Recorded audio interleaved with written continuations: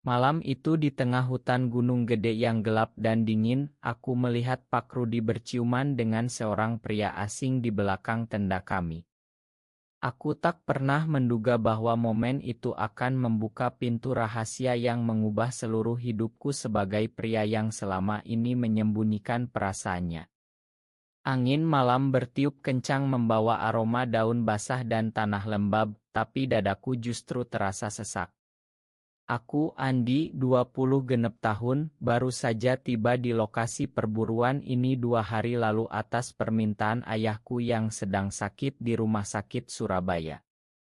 Ayah bilang, pergilah dengan Pak Rudi, dia sahabatku sejak muda, dia akan ajari kamu berburu seperti laki-laki sejati. Pak Rudi, pria 48 tahun yang tinggi tegap dengan kulit sawo matang khas orang Jawa Barat, selalu tersenyum ramah setiap kali datang ke rumah kami di pinggiran Jakarta. Aku menganggapnya seperti paman sendiri, tapi malam ini semuanya berubah. Kami berdua saja karena ayahku tak bisa ikut.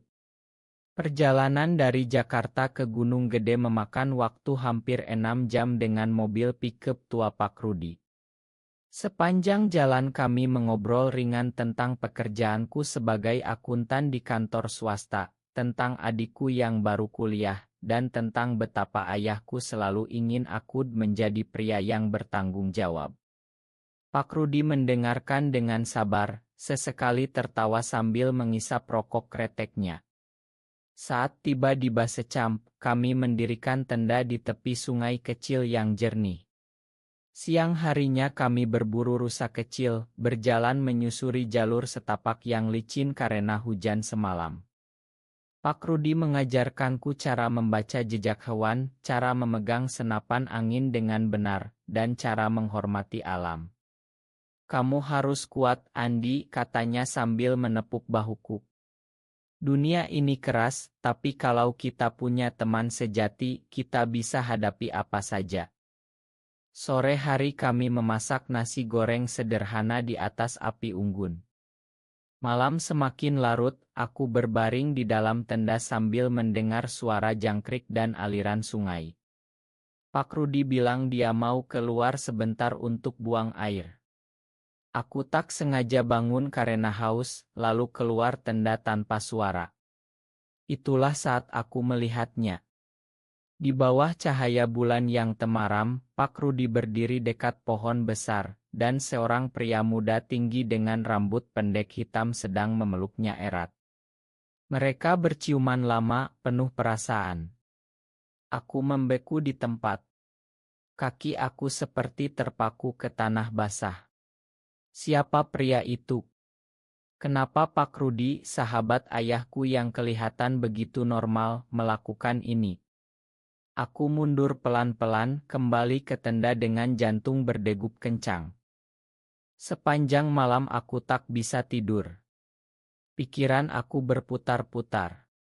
Aku ingat saat SMA dulu, aku pernah merasa aneh saat melihat teman laki-lakiku mandi di kolam renang sekolah. Aku selalu menekan perasaan itu, berdoa lebih rajin, bahkan pacaran dengan seorang gadis kampus selama 2 tahun hanya untuk membuktikan pada diri sendiri bahwa aku normal.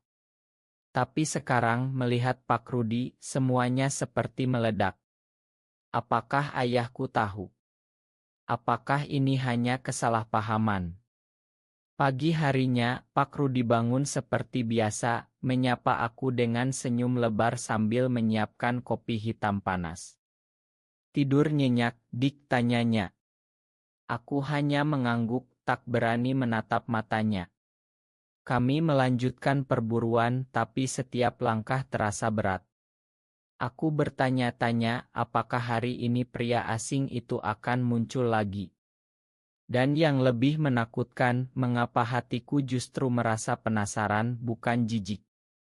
Siang itu kami berhasil menembak seekor burung pegar. Pak Rudi memuji ketepatan bidikanku, tapi aku hanya tersenyum kaku. Di dalam kepalaku, adegan ciuman semalam terus berulang.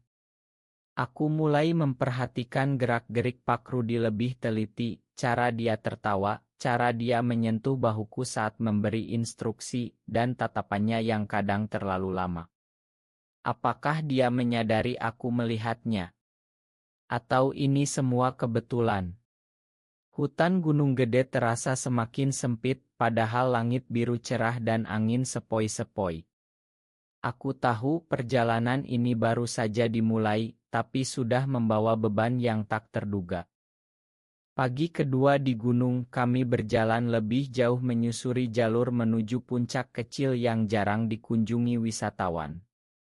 Pak Rudi berjalan di depan sambil membawa ransel berat, sesekali berhenti untuk menunjukkan tanaman obat atau jejak kaki babi hutan. Aku mengikuti di belakang, tapi pikiranku tak tenang. Semalam aku hampir tak tidur, dan pagi ini aku memutuskan untuk pura-pura biasa saja. Pak, tadi malam Bapak keluar lama ya? Tanyaku hati-hati saat kami istirahat di bawah pohon besar.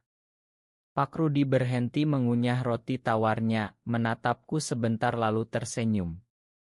Oh, cuma buang air kecil, Dik. Kamu kok bangun? Takut sendirian? Jawabannya terlalu santai. Aku tak berani mendesak lebih jauh. Kami melanjutkan perburuan. Udara pagi dingin menusuk kulit, tapi keringatku tetap mengalir karena gugup. Pak Rudi bercerita tentang masa mudanya bersama ayahku, bagaimana mereka dulu sering berburu di hutan yang sama sebelum ayah menikah. Ayahmu orang baik, Andi. Dia selalu ingin yang terbaik buat kamu. Makanya dia minta aku ajak kamu ke sini biar kamu belajar mandiri. Kata-katanya membuatku semakin bingung. Bagaimana mungkin pria yang begitu dekat dengan ayahku menyimpan rahasia seperti itu? Di Indonesia, hal semacam ini masih tabu besar. Aku ingat berita di televisi tentang orang-orang yang diusir keluarga karena orientasi mereka. Apakah Pak Rudi hidup dalam ketakutan setiap hari? Sore harinya, saat kami membersihkan hasil buruan di tepi sungai, Pak Rudi tiba-tiba bertanya, "Kamu sudah punya pacar belum, Andi? Umur segini kok masih sendiri?" Aku hampir tersedak air sungai. "Belum, Pak. Sibuk kerja," jawabku singkat. Dia mengangguk pelan, tapi matanya seperti sedang mencari sesuatu di wajahku. "Jangan terlalu lama sendirian. Tapi ingat, yang penting kamu bahagia dengan pilihanmu sendiri, bukan karena paksaan orang lain." Kata-kata itu terasa seperti petunjuk. Malam kedua tiba lebih cepat. Api unggun menyala terang, kami duduk berhadapan. Aku memberanikan diri bertanya tentang kehidupan pribadinya. "Pak Rudi sudah janda ya? Kok tak pernah cerita tentang istri?" Dia diam sebentar, lalu menjawab pelan, "Sudah lama cerai, Dik. Hidup kadang tak sesuai rencana." Suasana menjadi hening. Aku ingin bertanya lebih, tapi takut. Tiba-tiba dari balik semak, terdengar suara langkah kaki. Pak Rudi langsung berdiri waspada. Dari kegelapan muncul pria yang sama semalam, pria asing itu. Tinggi, kulit sawo matang, mengenakan jaket hitam lusuh. "Rudi," katanya pelan. Pak Rudi membekuk. "Rio, kamu ngapain ke sini?" Pria bernama Rio itu menatapku sekilas, lalu kembali ke Pak Rudi. "Kita perlu bicara." Sendiri. Aku merasa seperti orang luar. Aku berpura-pura masuk tenda, tapi telingaku tetap terpasang. Suara mereka samar, tapi aku mendengar kata-kata masa lalu, rahasia, dan "kamu tak boleh begini." Malam itu aku berbaring dengan dada berdebar. Siapa Rio sebenarnya? Dan mengapa kedatangannya membuat Pak Rudi begitu gelisah? Keesokan paginya, Rio sudah tak ada. Pak Rudi tampak lelah, matanya merah. Kami melanjutkan perjalanan seperti biasa, tapi ketegangan terasa di udara. Aku mulai menyadari bahwa perasaan aneh yang selama ini aku pendam mungkin bukan kesalahan. Mungkin Pak Rudi sedang mengalami hal yang sama bertahun-tahun lalu. Hutan yang dulu terasa damai kini seperti penjara rahasia. Aku tahu, semakin jauh kami berburu, semakin dekat aku dengan kebenaran yang mungkin tak ingin aku dengar. Hari ketiga di gunung, hujan deras turun sejak pagi. Kami terpaksa berteduh di bawah tebing batu besar. Pak Rudi duduk diam sambil membersihkan senapannya, wajahnya muram. Aku tak tahan lagi. Pak, siapa Rio sebenarnya? Tanyaku langsung. Pak Rudi menatapku lama, lalu menghela napas panjang. Dia mantan temanku, Andi. Dulu kami dekat, sangat dekat. Tapi itu sudah lama berlalu. Kata-katanya seperti petir di telinga. Aku merasa dunia berputar. Mantan teman maksud bapak apa? Pak Rudi menunduk, tangannya gemetar sedikit. Aku suka pria, Andi. Sudah sejak muda. Ayahmu tak tahu. Tak ada yang tahu kecuali Rio. Aku terdiam. Hujan semakin deras, tapi dalam hatiku badai lebih besar. Pak Rudi melanjutkan ceritanya dengan suara pelan. Dulu di Jakarta, sebelum menikah, dia punya hubungan dengan seorang pria. Mereka saling menyayangi, tapi tekanan keluarga dan masyarakat membuatnya menikah dengan wanita. Pernikahan itu gagal, dan Rio muncul lagi tahun lalu untuk meminta pertanggungjawaban. Aku tak mau kamu mengulangi kesalahanku, kata Pak Rudi sambil memandangku dalam-dalam. Kamu anak sahabatku. Aku lihat kamu seperti anak sendiri. Tapi aku juga lihat ada sesuatu dalam dirimu yang sama seperti diriku dulu. Aku merasa telanjang. Apakah dia tahu perasaanku? Tiba-tiba Rio muncul lagi dari balik hujan basah kuyup. Aku tak bisa diam saja, Rudi. Anak ini berhak tahu yang sebenarnya. Rio menatapku. Pak Rudi bukan hanya suka pria. Dia pernah hampir bunuh diri karena tak bisa terima dirinya. Dan kamu, Andi, aku lihat cara kamu memandangnya. Jangan bohong pada diri sendiri. Aku berdiri, marah dan takut bercampur. Kalian berdua gila. Ayahku percaya pada Pak Rudi. Konfrontasi itu berlangsung singkat tapi menyakitkan. Pak Rudi meminta Rio pergi, tapi Rio meninggalkan pesan sebelum menghilang di balik hujan. Jangan biarkan masyarakat Indonesia menghancurkan kamu seperti mereka menghancurkan aku dulu. Malam itu kami tak berburu lagi. Kami duduk di tenda, hanya cahaya senter yang menerangi wajah kami. Pak Rudi menceritakan lebih detail tentang tekanan sebagai gay di Indonesia, keluarga yang menolak, teman yang menjauh, pekerjaan yang hilang. Aku mendengarkan sambil menangis diam-diam. Untuk pertama kalinya, aku mengakui pada diriku sendiri bahwa aku juga sama. Aku takut, Pak, kataku akhirnya. Pak Rudi memeluk bahuku seperti ayah. Kamu tak sendiri, Andi. Tapi pilihan ada di tanganmu. Hujan reda menjelang subuh, tapi badai dalam diriku baru saja dimulai. Kami pulang lebih cepat dari rencana. Di mobil pickup menuju Jakarta, suasana hening. Pak Rudi sesekali melirikku, tapi tak banyak bicara. Aku memandang jalan raya yang basah setelah hujan, pikiranku kacau. Begitu tiba di rumah, ayahku sudah menunggu di ruang tamu, masih lemah setelah operasi. Bagaimana perburuannya, nak? Tanyanya antusias. Aku tersenyum paksa, bagus, ya. Pak Rudi pamit cepat, tapi sebelum pergi dia berbisik padaku, kalau butuh bicara, telepon aku kapan saja. Malam itu, saat makan malam bersama ibu dan adikku, ayah mulai membahas rencana perjodohan. Ada anak teman kantor, cantik, kerja di bank. Kamu harus nikah tahun ini, Andi. Laki-laki harus punya keluarga. Kata-katanya seperti pisau. Aku merasa tersedak. Ibu menambahkan, kamu sudah besar, jangan seperti teman-temanmu yang aneh-aneh. Aku tak tahan, bangkit dari kursi dan masuk kamar. Di dalam, aku menangis. Rahasia yang baru saja aku terima dari Pak Rudi kini bertabrakan dengan harapan keluarga. 2 hari kemudian, aku menelepon Pak Rudi. Kami bertemu di sebuah warung kopi pinggir jalan di pinggiran Jakarta. Dia mendengarkan keluhanku tentang tekanan ayah. Aku pernah seperti kamu, katanya. Tapi aku memilih sembunyi dan itu menghancurkanku. Kami bicara berjam-jam. Pak Rudi jadi seperti mentor, bukan lagi hanya sahabat ayah.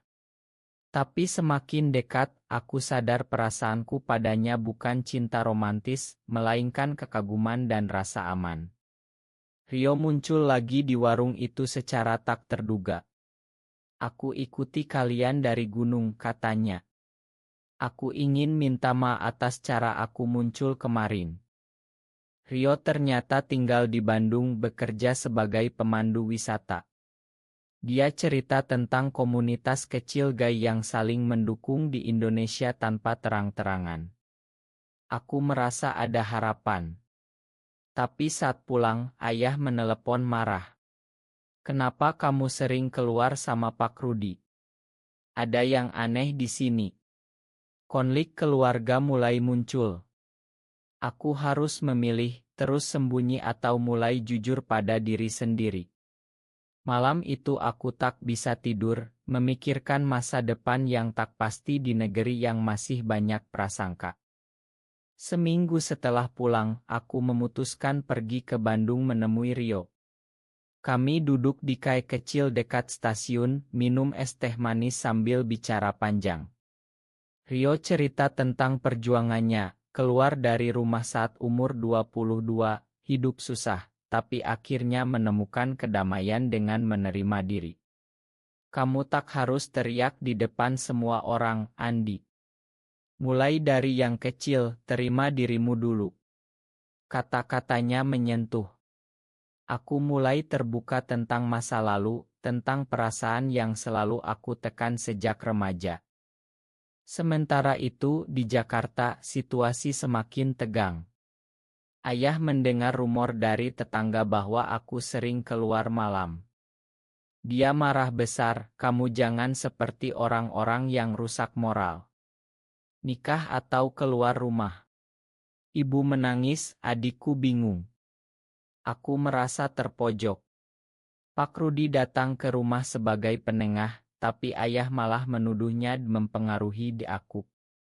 Konfrontasi besar terjadi di ruang tamu. Pak Rudi akhirnya mengaku pada ayahnya sendiri bahwa dia gay demi melindungiku. Ayah shock, meminta Pak Rudi pergi dan tak usah datang lagi. Aku lari ke Bandung, tinggal sementara di kos Rio. Di sana aku bertemu teman-teman Rio yang juga gay, tapi hidup biasa, ada yang guru, ada yang pengusaha kecil. Mereka tak menuntut aku keluar, hanya mendorong aku untuk bahagia. Perlahan aku mulai mencintai Rio, bukan karena paksaan, tapi karena kesamaan perjuangan. Kami berjalan-jalan di sekitar Bandung, bicara tentang mimpi, tentang masa depan di Indonesia yang mungkin lebih baik. Tapi hatiku masih sakit karena keluarga. Apakah aku harus mengorbankan mereka demi kebenaran diri? 2 bulan kemudian, aku pulang ke Jakarta dengan hati lebih mantap. Ayah masih dingin, tapi ibu diam-diam memelukku dan bilang, apapun pilihanmu, kamu tetap anakku. Pak Rudi datang lagi, kali ini membawa buah tangan dan duduk bicara lama dengan ayah di teras. Perlahan, ayah mulai melunak.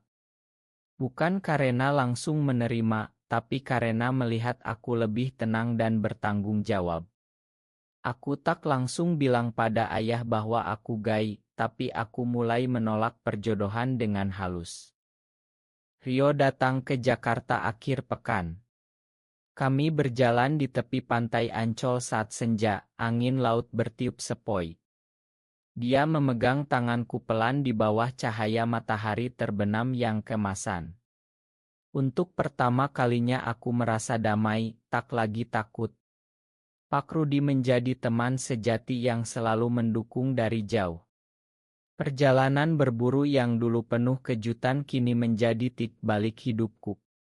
Aku tumbuh belajar bahwa cinta sesama jenis bukan kutukan tapi bagian dari siapa aku.